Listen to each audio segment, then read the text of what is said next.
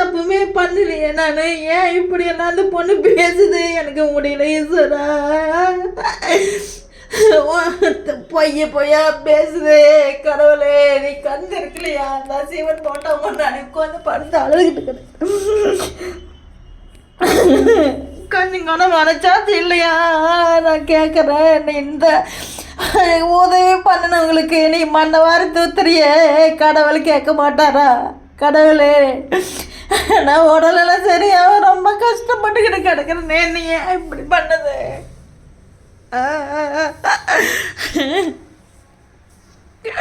நான் ஏதாவது அதை பார்த்து வீடியோ போட்டுனா அது பற்றி ஏதாவது பேசுனா என்னையும் எப்படி மன உளைச்சலுக்கு ஆளாக்குது. எனக்கு கொடுத்து வாங்கிட்டு பாவன்னு சொல்லி கொடுத்துக்க என்ன எந்த அலக்கோலம் பண்ணுது. கடவுளே அந்த பிள்ளைய அவங்க வீட்டுக்காரன் நான் யூடியூப் நடந்திருக்காக கொண்டு கொடுத்தனா என்ன பண்ணுறது சொல்லுங்க.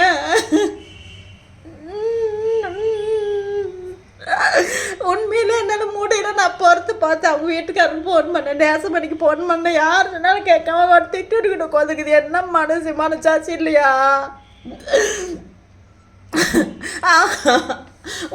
ஒரு வீடியோவும் இல்லைங்க. அந்த ஒரு பிஜிலி அந்த தம்பி பற்றி நான் போட்டிருந்தேன். அதில் இவங்க ஏதோ சின்ன வார்த்தை, அது இவங்களை பற்றியே நான் பேசலை. அந்த வீடியோ பாருங்கள் எல்லோரும். பிஜிலின்னு போட்டிருப்பேன், அந்த வீடியோ பாருங்கள். பார்த்துட்டு எல்லோரும் கமெண்ட் பண்ணுங்க.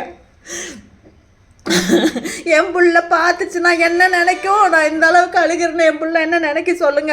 அந்த சொல்லுது அந்த உதவி பண்ணாங்கல்ல, அதை நான் திருப்பி கொடுக்கறதுக்கு எவ்வளோ நேரம் ஆகும்? சம்பாரிச்சா கொடுத்துருவேன் அப்படிங்குது. ஆனால் ஒன்னே புரிஞ்சுக்கிட்டுங்க, அர்ஜென்ட்டுக்கு உதவி பண்ணணுங்களா நீ இவ்வளோ தூரம் அழுகி வைக்கிறியே, கடவுள் என்ன கொடுப்பாரு உனக்கு? நான் கேட்குறேன்.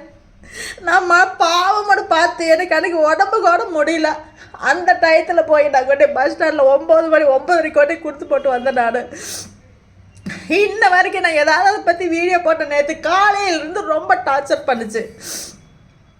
அந்த ஃபங்க்ஷன் அவார்டு ஃபங்க்ஷனில் எஸ்எஸ் லைஃப் ஸ்டைல் என்னுடைய சேனல் பேர் செல்வலட்சுமி யூடியூப் சேனல்லாம் யாருங்க பார்ப்பாங்க? அது போட்டது தப்பு, திருப்பி எழுதுறாங்க. இப்போ அது இதுதான் பண்ணி குடிச்சுன்னு அந்த பையன் மூர்த்தி சொல்கிறா. அப்படி எனக்கு அதுக்கு சம்மந்தம் இல்லைங்கன்னு. ஏன் இப்படி எல்லாம் பொய்யா பண்ணி அவ்வளோ தூரம் உனக்கு என்ன கெட்டனோ? என்ன நீ ஓப்பனாக கேட்டு சொல்லிடுறேன். உங்களுக்கு பண்ணுறதுக்கு எனக்கு இஷ்டம் இல்லைன்னு சொல்லிட்டு போறிய. நீ இப்போ பழி வாங்குற, என்னால் முடியல ஈஸ்வரா. மன உளைச்சல்ல இருக்கிற இது ஒரு தேவையா? எனக்கு இதுக்கு ஹெல்ப் பண்ணி போட்டு தேவையா?